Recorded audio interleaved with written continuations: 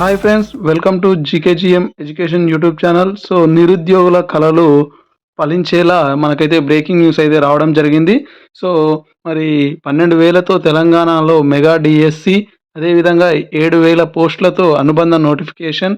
మరి దీనికి సంబంధించి రెగ్యులరైజేషన్కి సంబంధించినటువంటి వివరాలు, మరి సిలబస్ని మారుస్తారా, అదే సిలబస్ని కంటిన్యూ చేస్తారా అనేటటువంటి పూర్తి వివరాలను ఈ యొక్క వీడియోలో మనం పూర్తిగా తెలుసుకుందాం.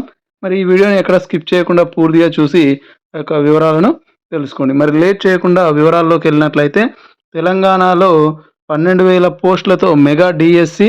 ప్రస్తుతం డిఎస్సి నోటిఫికేషన్ ద్వారా భర్తీ చేయనున్న 5,089 పోస్టులకు అదనంగా దాదాపు 7,000 పోస్టులతో మెగా డిఎస్సి కొరకైతే అనుబంధ నోటిఫికేషన్ అయితే ఇవ్వనున్నట్లు సమాచారం. దీంతో దాదాపు 12,000 పోస్టులు అయితే కానున్నాయి. సో ముఖ్యమంత్రి రేవంత్ రెడ్డి శనివారం సచివాలయంలో విద్యాశాఖ అధికారులతో నిర్వహించినటువంటి ఉన్నత స్థాయి సమావేశంలో ఈ మేరకు గ్రీన్ సిగ్నల్ ఇవ్వడంతో అధికారులు ప్రణాళికలను రూపొందిస్తున్నారు. నిజానికి తెలంగాణ రాష్ట్రం ఏర్పడిన తర్వాత మొదటిసారిగా 2017లో 13,500 ఉపాధ్యాయ పోస్టుల భర్తీ నోటిఫికేషన్ అయితే జారీ చేశారు.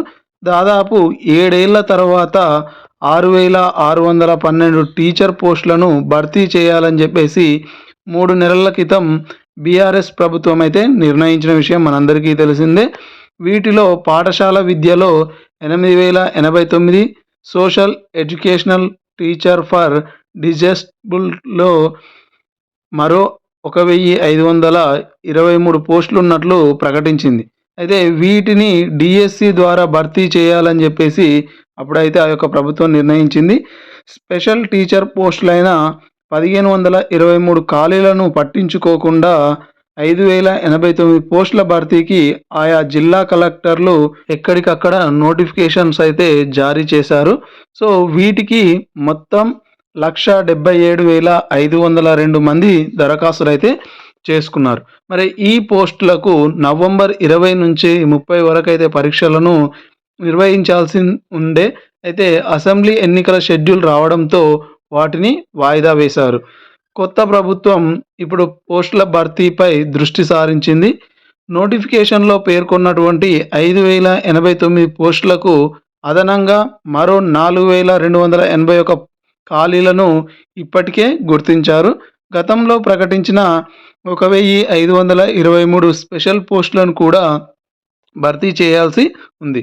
వీటితో పాటు మోడల్ స్కూళ్లలో మరో 1,000 ఉపాధ్యాయ పోస్టులు ఖాళీగా ఉన్నట్లు గుర్తించారు. అలాగే మరో 400 పోస్టులు ఇటీవల పదోన్నతుల ద్వారా ఖాళీ అయ్యాయి. మొత్తంగా 12,000 పోస్టులకు పైగా భర్తీ చేయాలని చెప్పేసి తాజాగా అనుబంధ నోటిఫికేషన్ జారీ చేయనున్నారు. తద్వారా గతంలో దరఖాస్తు చేసిన వారు కూడా అర్హులు అవుతారు. అయితే కొత్త అభ్యర్థులు కూడా దరఖాస్తు చేసుకోవడానికైతే వీలుంటుందని కూడా వాళ్ళైతే చెప్పడం జరిగింది. రేషనలైజేషన్కి సంబంధించినటువంటి విషయాన్ని కనుక మనం చూసుకున్నట్లయితే, టీచర్ల క్రమబద్ధీకరణకు స్వస్తి పలకడమే కాకుండా మూసివేసిన పాఠశాలలను కూడా తెరిపించాలనేటటువంటి సర్కార్ తాజా నిర్ణయంపై విద్యాశాఖ వర్గాలు, మేధావుల్లో విస్మయం వ్యక్తమవుతుంది. అంటే ఈ క్రమబద్ధీకరణ అంటే రేషనలైజేషన్ లేకుండానే ముందుకైతే సాగిపోవాలని చెప్పేసి చెప్పడం అయితే జరిగింది. దానిపై మేధావుల్లో విస్మయం వ్యక్తమవుతుంది. రాష్ట్రంలోని కొన్ని పాఠశాలల్లో విద్యార్థుల సంఖ్య ఎక్కువగా లేదు. సుమారు 6,000 పాఠశాలల్లో ఏకోపాధ్యాయుడే కొనసాగుతున్నాడు. వీటిలో 30 మంది కంటే తక్కువ విద్యార్థులున్నారు. మరో 1,290 పాఠశాలల్లో జీరో అడ్మిషన్ ఉన్నాయి. దీంతో ఆయా స్కూళ్లను మూసివేయాలని చెప్పేసి గత ప్రభుత్వం నిర్ణయించింది. సో రేషనలైజేషన్ ద్వారా ఇలాంటి పాఠశాలల్లోని పోస్టులను రద్దు చేయాలనే ప్రతిపాదన గతంలో ఉండేది. ప్రతి గ్రామ పంచాయతీకి ఒక స్కూల్ ఉండాలనే విధానంలో భాగంగా ప్రభుత్వం దీనిని తాజాగా ఉపసంహరించుకుంటున్నట్లు తెలుస్తుంది. ఇలాంటి పాఠశాలల్లో ఉపాధ్యాయుల పోస్టులను యథాతథంగా ఉంచాలని చెప్పేసి నిర్ణయించడంపై భిన్న వాదనలు అయితే మనకైతే వినిపిస్తున్నాయి.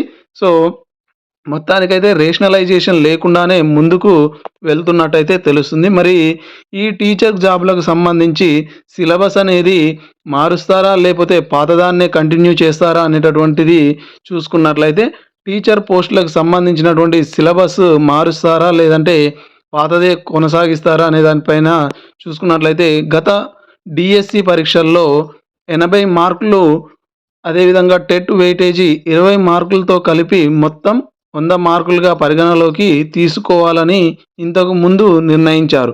2 నెలల కిందట జారీ చేసిన నోటిఫికేషన్‌కు అనుగుణంగా ఇప్పటికే సిలబస్ ప్రకటించారు. ఎస్‌జీటీ, స్కూల్ అసిస్టెంట్ పోస్టులకు విడివిడిగా సిలబస్‌ను రూపొందించారు. ఎస్‌జీటీ పోస్టులకు జనరల్ నాలెడ్జ్, కరెంట్ అఫైర్స్ నుంచి 10 మార్కుల కోసం 20 ప్రశ్నలనైతే ఇవ్వనున్నారు. విద్యా దృక్పథాల నుంచి 20 ప్రశ్నలు, మొదటి లాంగ్వేజ్‌లో 18 ప్రశ్నలు, ఇంగ్లీష్‌లో 18 ప్రశ్నలు, మ్యాథ్స్, సైన్స్, సోషల్ స్టడీస్ సబ్జెక్ట్‌లో ఒక్కొక్క దాని నుంచెల్లి 18 ప్రశ్నలు, టీచింగ్ మెథడాలజీలో 30 ప్రశ్నలు ఇవ్వనున్నారు. వీటికి సంబంధించి ఒక్కొక్క ప్రశ్నకు అర మార్కు చొప్పున 160 ప్రశ్నలకు 80 మార్కులనేవి ఖరారు చేశారు. అలాగే భాషా పండిట్ పోస్టులకు జనరల్ నాలెడ్జ్, కరెంట్ అఫైర్స్ నుంచెల్లి 20 ప్రశ్నలు, విద్యా దృక్పథాల నుంచెల్లి 20, కంటెంట్ పరిధిలో 88, టీచింగ్ మెథడాలజీలో 32 ప్రశ్నలు కేటాయించారు. స్కూల్ అసిస్టెంట్ పోస్టులకు జనరల్ నాలెడ్జ్, కరెంట్ అఫైర్స్ నుంచెల్లి 20 ప్రశ్నలు, విద్యా దృక్పథాల నుంచెల్లి 20 ప్రశ్నలు, కంటెంట్ పరిధిలో తెలంగాణ రాష్ట్ర సిలబస్ పరిధి నుంచి 88 ప్రశ్నలు, టీచింగ్ మెథడాలజీలో 32 ప్రశ్నలైతే ఇవ్వనున్నారు. ఈ సిలబస్‌ని ఇలాగే కొనసాగిస్తారా? లేక ఏమైనా మార్పులు, చేర్పులు చేస్తారా? అనేటటువంటి విషయంపై అధికారులైతే స్పష్టత ఇవ్వాల్సి ఉంది. సో, మరి ఈ సిలబస్‌ని మారుస్తారా? దీనినే కంటిన్యూ చేస్తారా? అనేటటువంటి అయితే మనకైతే ఇంకా అధికారులు ఎటువంటి స్పష్టతనైతే ఇవ్వలేదు. సో, మొత్తానికైతే 12,000తో ఈ యొక్క నోటిఫికేషన్ అయితే విడుదల చేయాలని చెప్పేసి సీఎం అధికారులతో చెప్పడం జరిగింది. సో, మొత్తానికైతే 12,000 పోస్టులతో డీఎస్సీని నిర్వహించేటటువంటి అవకాశం అయితే ఉంది. ఎవరైతే ఇప్పటివరకు చదవడం గూడా పక్కన పెట్టారో వాళ్ళందరూ తీసి ఈ యొక్క ఎగ్జామ్‌కైతే ప్రిపేర్ అవ్వండి.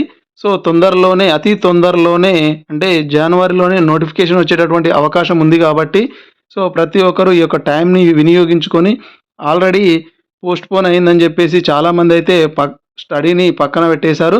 సో, వాళ్ళందరూ గూడా ఇప్పుడు స్టార్ట్ చేస్తే ఆ టైంని కవర్ చేసుకోవడానికి ఉంటుంది. సిలబస్‌ని గూడా కంప్లీట్ చేసుకోవడానికి ఉంటుంది.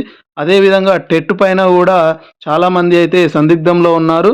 సో, టెట్ నిర్వహించాలని జెప్పేసి గూడా చాలామంది అయితే కోరుతున్నారు. మరి దానిపైన ఎలాంటి స్పష్టతను ఇవ్వని ఉంది అనేటటువంటి వివరాలు గూడా మనకైతే తెలియాల్సి ఉంది.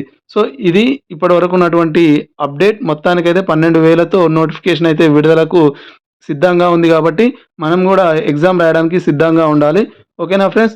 ఇది ఈ వీడియో. మరి ఇలాంటి మరిన్ని లేటెస్ట్ వీడియోస్ కోసం నా యొక్క ఛానల్‌ని తప్పకుండా సబ్స్క్రైబ్ చేసి మీ యొక్క ఫ్రెండ్స్ తోటి షేర్ చేసుకోండి. Thank you for watching.